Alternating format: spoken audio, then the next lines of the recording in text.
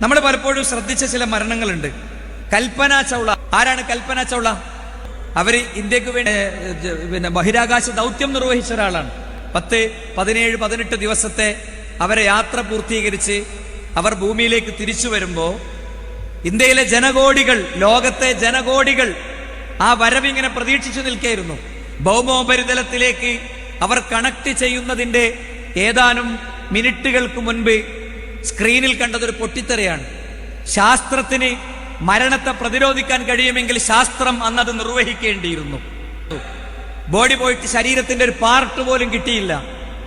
കോടികൾ മുടക്കി നടത്തിയ ഒരു യാത്രയുടെ എന്തെങ്കിലും ഒരു ഗുണഫലം ഭൂമിയിൽ ഒരാൾക്ക് പോലും ഉപകാരപ്പെടും മുമ്പ് ആകാശത്തൊരു തീഗോളമായി അവരും സഹയാത്രികരും യാത്ര ചെയ്ത വാഹനം പൊട്ടിത്തെറിച്ച് ഇല്ലാതെയാവുകയാണ്.